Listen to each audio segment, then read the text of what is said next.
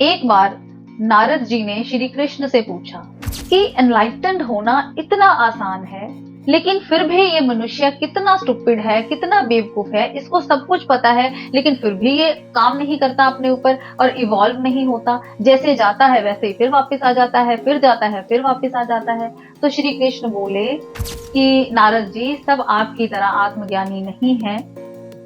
बड़ा मुश्किल है इंसान के लिए, वो फंस जाता है माया जाल में। चलिए छोड़िए, आप ऐसा कीजिए कि मुझे प्यास लगी है, आप जरा, गंगा बह रही है बाहर, आप जरा पानी लेके आइए मेरे लिए। तो नारद जी जाते हैं पानी लेने के लिए। वहां गंगा पर एक स्त्री खड़ी होती है, एक महिला होती है, बड़ी सुंदर महिला होती है। तो नारद जी उनके साथ बातों में लग जाते हैं। बातें करते करते ये भूल ही जाते हैं कि मैं श्री कृष्ण के लिए पानी लेने आया। हम में इतनी कैपेसिटी है कि हम अपने आप को इवॉल्व कर पाए, लेकिन फिर भी हम नहीं कर पाते। हम इसी पूरे फिजिकल वर्ल्ड में ही फंस के रह जाते हैं, इसी को सच समझ लेते हैं, जबकि हमें पता है कि ये सच नहीं है।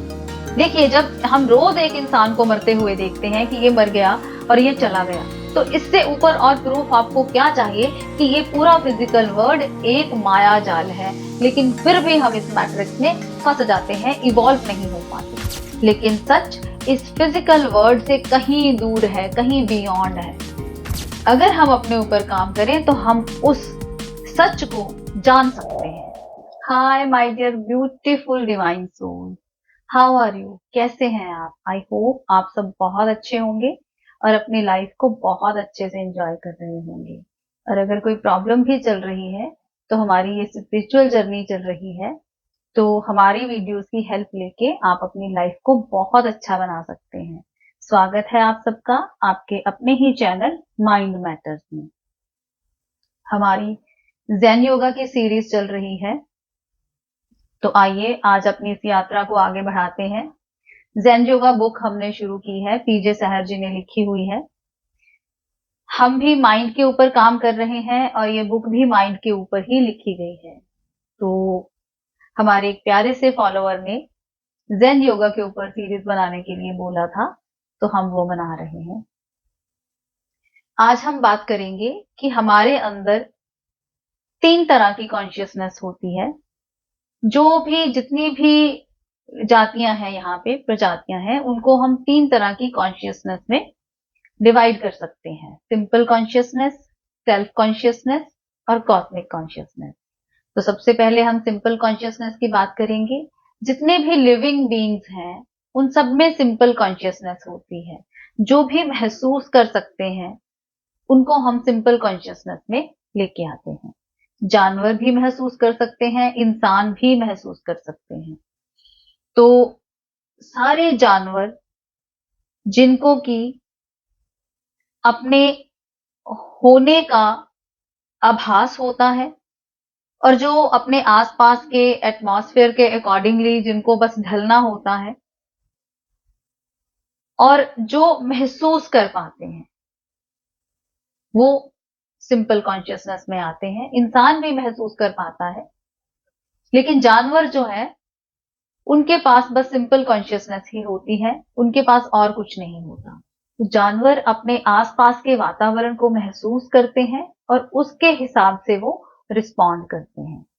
इसके बाद है सेकंड नंबर पे सेल्फ कॉन्शियसनेस। तो इसमें हम मनुष्य आते हैं, क्योंकि मनुष्य के पास सिंपल कॉन्शियसनेस के अलावा एक दिमाग होता है। दिमाग जानवरों के पास भी होता है, लेकिन वो उसको यूज नहीं कर पाते, इसलिए वो सिंपल कॉन्शियसनेस में रहते हैं। लेकिन मनुष्य के पास दिमाग है, वो उसको यूज कर सकता है और उसको यूज करके वो अपनी चेतना को बढ़ा सकता है। इसलिए इंसानों के पास सेल्फ कॉन्शियसनेस होती है। जानवर से हम अलग हैं। जानवर सिर्फ अपने आसपास के वातावरण को ही महसूस कर पाता है, जबकि इंसान अपने आसपास के वातावरण को भी महसूस कर पाता है और अपने माइंड को भी महसूस कर पाता है। लेकिन जानवर अपने माइंड को महसूस नहीं कर पाता। जानवर अपने मूड को समझ नहीं पाता, अपने माइंड को समझ नहीं पाता और बस सिर्फ अपने आसपास के वातावरण के हिसाब से रिस्पॉन्ड करता है। लेकिन मनुष्य अपने मूड स्विंग्स को समझ पाता है, अपने आप को ऑब्जर्व कर पाता है और उसके अकॉर्डिंगली रिस्पॉन्स भी दे पाता है। इंसान को अपने आसपास जो भी हो रहा है सारे एनवायरनमेंट का पता चलता है और वो उसके हिसाब से रिस्पॉन्ड भी करता है। एक इंसान के अंदर वो सारी कैपेसिटीज हैं जिससे कि वो अपने माइंड को समझ सके, उसको इवॉल्व कर सके और उसको हायर कॉन्शियसनेस में लेके जा सके। वो अपने सारे आसपास के वातावरण को दूर से देख सकता है, क्या हो रहा है, क्या नहीं हो रहा, वो रिस्पॉन्ड कर सकता है। इंसान के मूड में जो स्विंग्स होते हैं या इंसान का जो माइंड ड्रिफ्ट करता है, वो उस ड्रिफ्टिंग को देख भी सकता है और उसको इम्प्रूव भी कर सकता है। लेकिन एक मनुष्य के लिए किसी भी चीज के ऊपर कंसंट्रेट कर पाना या मेडिटेशन कर पाना उसके लिए बहुत मुश्किल होता है, इसलिए वो कर नहीं पाता और अपने ड्रिफ्ट्स को भी वो अच्छे से ऑब्जर्व नहीं कर पाता और उसको देख भी नहीं पाता, उसके ऊपर काम भी नहीं कर पाता। इसीलिए वो सिंपल कॉन्शियसनेस में ही रहना चाहता है। जिस कॉन्शियसनेस में जानवर रहते हैं, वो उसी कॉन्शियसनेस में रहना पसंद करता है क्योंकि वो उसका कंफर्ट जोन है। वो चाहता है कि मैं बस अपनी सिंपल कॉन्शियसनेस में रहूं। इसीलिए हम कहते हैं कि अगर हम इवॉल्व नहीं करेंगे अपने आप को तो हमारे और जानवरों में कोई फर्क नहीं रह जाएगा।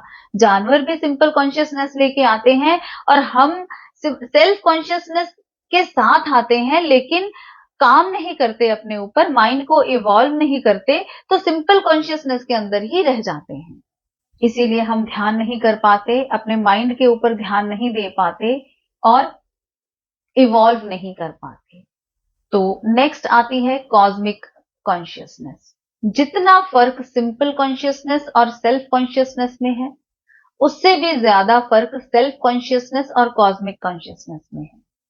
कॉस्मिक कॉन्शियसनेस मीन्स कि जब जब हम इस ब्रह्म की चेतना के साथ एक हो जाते हैं, जब हम अपने माइंड के ऊपर काम कर लेते हैं, इसकी ड्रिफ्ट के ऊपर काम कर लेते हैं, हम पूरा देख लेते हैं कि हाँ, यहाँ पे मेरा माइंड ड्रिफ्ट कर रहा है, मुझे इसको ड्रिफ्ट करने से रोकना है और अपनी कॉन्शियसनेस को इवॉल्व करना है, तो हम उस कॉस्मिक की जो कॉन्शियसनेस है उसके साथ एक हो जाते हैं, उसकी फ्रीक्वेंसी के साथ हम मैच करना शुरू हो जाते हैं।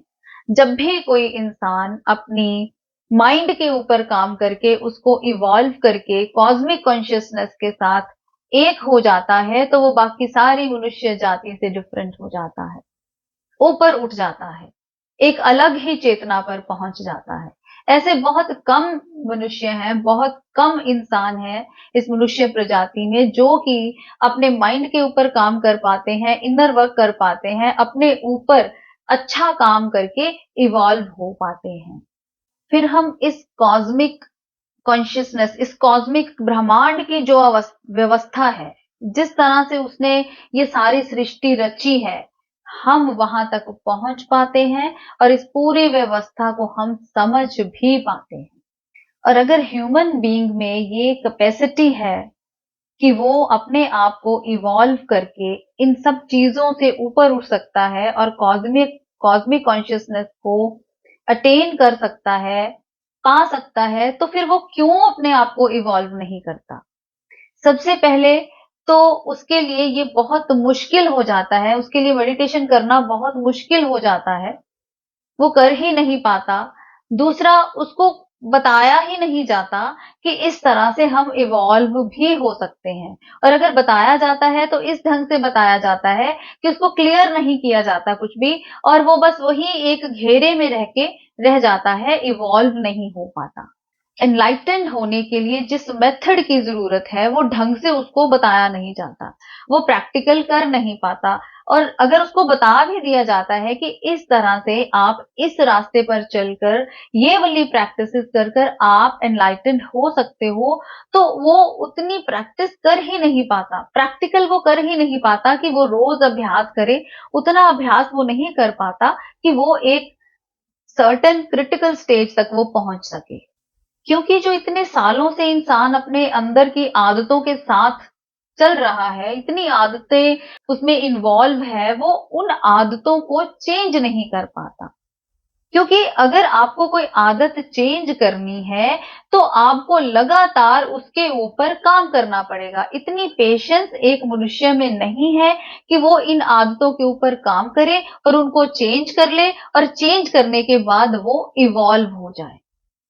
हम में इतनी कैपेसिटी है कि हम अपने आप को इवॉल्व कर पाए, लेकिन फिर भी हम नहीं कर पाते। हम इसी पूरे फिजिकल वर्ल्ड में ही फंस के रह जाते हैं, इसी को सच समझ लेते हैं, जबकि हमें पता है कि ये सच नहीं है।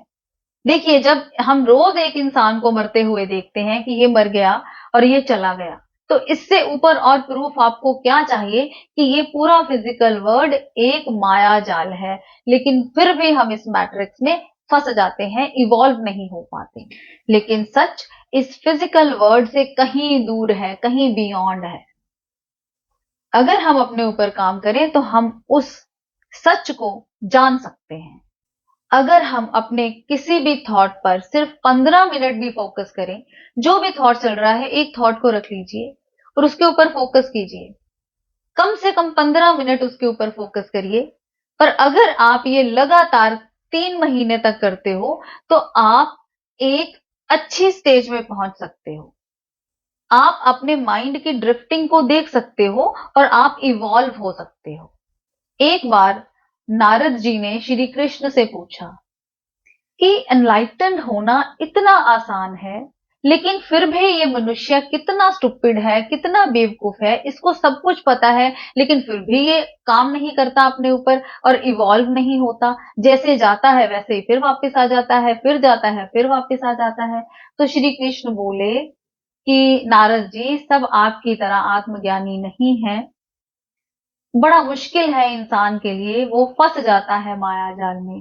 चलिए छोड़िए, आप ऐसा कीजिए कि मुझे प्यास लगी है, आप जरा, गंगा बह रही है बाहर, आप जरा पानी लेके आइए मेरे लिए। तो नारद जी जाते हैं पानी लेने के लिए। वहां गंगा पर एक स्त्री खड़ी होती है, एक महिला होती है, बड़ी सुंदर महिला होती है। तो नारद जी उनके साथ बातों में लग जाते हैं। बातें करते करते ये भूल ही जाते हैं कि मैं श्री कृष्ण के लिए पानी लेने आया था। तो वो महिला कोई और नहीं होता, वो श्री कृष्ण ही होते हैं। तो फिर कृष्ण ये समझाने की कोशिश करते हैं नारद जी को कि हे नारद, अगर आप एनलाइटन होते हुए भी आपका माइंड ड्रिफ्ट हो सकता है तो इंसान को देखिए, वो तो अभी माया जाल में फंसा पड़ा है, मैट्रिक्स में फंसा पड़ा है। उसके लिए कितना मुश्किल होगा। तो अगर आप एनलाइटेंड भी हो जाते हो, अगर आप जाग भी जाते हो, फिर भी आपको बहुत ज्यादा अवेयरनेस में रहना पड़ेगा, क्योंकि ये माइंड का इधर उधर भटक जाना ये इसकी फितरत है, ये इसका स्वभाव है और बहुत देर से चलता आ रहा है। ये अपने स्वभाव को बदल नहीं पाता। जब हम मेडिटेट करते हैं तो हम अपने उस माइंड को ट्रेन करने की कोशिश करते हैं जो पिक्चर फॉर्म करता है, लेकिन ये हमारे माइंड का एक बहुत छोटा सा हिस्सा है। हम उस बहुत बड़े हिस्से के ऊपर ध्यान ही नहीं दे पाते जो कि हमें इवॉल्व कर सकता है। तो हमें अपने माइंड के उस बड़े हिस्से पर काम करना है जहां पे कि ड्रिफ्टिंग होती है। जब भी आपने कोई थॉट दिया अपने माइंड को और वो थॉट को देखते देखते एकदम से माइंड भटक गया, तब आपको, आपका काम शुरू होता है कि आप अपने माइंड को पकड़े और फिर से वहां पे लेके आए जहां से आपने उसको छोड़ा था कि ये काम करना है। आपने अपने माइंड को बोल दिया कि तुझे ये काम करना है, मीन्स तुझे ये थॉट ही सोचना है, और वो उस थॉट को नहीं सोचता, वो उसको छोड़ के कहीं और चला जाता है, तब आपका काम शुरू होता है। अगर आप 15 मिनट का रोज अभ्यास करें, एक थॉट दें अपने माइंड को और उसको देखते रहें, देखते रहें, देखते रहें। जब भी वो ड्रिफ्ट होता है आप उसको उठाइए वहां से पकड़ के और उस थॉट के ऊपर लेके आइए। आप सांसों के ऊपर भी कर सकते हैं। आप सांसों को देखने में लगा दीजिए अपने माइंड को, और वो 2-3 सांसें देखेगा और एकदम से ड्रिफ्ट हो जाएगा, भटक जाएगा, कहीं और चला जाएगा, क्योंकि मन को आदत है, या वो पास्ट में रहता है या वो फ्यूचर में रहता है। जब हम उसको एक विचार दे देते हैं या सांसों को देखने में लगा देते हैं तो उसको एक ही जगह खड़े होना पड़ता है, उसकी ड्रिफ्टिंग रुक जाती है। लेकिन वो ज्यादा देर नहीं खड़ा हो पाता, वो 2-3 सांसें देखने के बाद ड्रिफ्ट हो जाता है। तो फिर आपको अवेयर रहना है, आपको होश में रहना है, आपको अपने माइंड को पकड़ना है बहुत प्रेम से, बहुत प्यार से, और उसको बोलना है कि मैंने तुझे सांसों को देखने में लगाया है, तू सांसें देख। या फिर उसको आपने अगर एक थॉट दे दिया है कि बस अब तुझे बस अगर तुझे सोचना ही है ना, तेरी फितरत है सोचने की, तेरी आदत है सोचने की, तो मैं तुझे ये एक थॉट देता हूँ, बस तू यही सोचेगा और कुछ नहीं करेगा। और फिर पूरे होश से भर जाइए, जब भी वो इधर उधर भटकने लगे उसको फिर से खींच के उसी थॉट पे लेके आइए। जब आप कंटिन्यू ये करेंगे और उसके बाद मेडिटेशन से उठने के बाद जब जब भी माइंड ड्रिफ्ट हुआ है, भटका है, कुछ और उसने सोचा है, आप उसी टाइम आप एक कॉपी पेन लोगे और उसके ऊपर वो सारे थॉट्स को लिख देंगे। जब आप 15 दिन ये करेंगे तो आपको थोड़ा थोड़ा पता चलना शुरू हो जाएगा कि माइंड में आखिर चल क्या रहा है। उसके बाद अगर आप 3 मंथ्स तक इसको कंटिन्यू करते हो, या तो सांसों के ऊपर ध्यान देते हो या फिर उसको एक थॉट दे देते हो और उसको बोलते हो कि यही सोचना है, और जब वो ड्रिफ्ट होता है तो क्या सोचता है, वो जब आप 3 महीने उसको नोट करेंगे तो आपको पता चलेगा कि आपका माइंड किस सेंटर से चल रहा है। जैसे मैंने आपको पहले के एपिसोड्स में बताया था कि हमारे माइंड के मेन 3 सेंटर्स होते हैं और चौथा सेंटर उन तीनों के अकॉर्डिंगली चलता है। इंटेलिजेंट सेंटर, इमोशन सेंटर और सेंसुअल सेंटर। तो जिस भी तरह के थॉट्स आ रहे हैं उन थॉट्स को जब आप लिखोगे तो 3 महीने के बाद आप उसको इवेल्युएट कर पाओगे कि आपका माइंड किस सेंटर से चल रहा है। और जब ये पता चल जाएगा, डायग्नोज हो जाएगा, तो फिर उसके ऊपर हम काम भी कर लेंगे। तो प्रैक्टिकल कीजिए माय डियर। सिर्फ सुनने से कोई फायदा नहीं है, या फिर सुन के उसे टाइम अपने अंदर उतार लीजिए ताकि आपको कुछ करने की जरूरत ना पड़े। तो एक अच्छी जिंदगी जीनी है, अच्छी तरह से जीनी है, तो माइंड के ऊपर काम करना है। तो माइंड के ऊपर काम करते रहिए। मिलेंगे अपने अगले एपिसोड में, नेक्स्ट ज़ेन योगा की सीरीज में, नेक्स्ट एपिसोड में।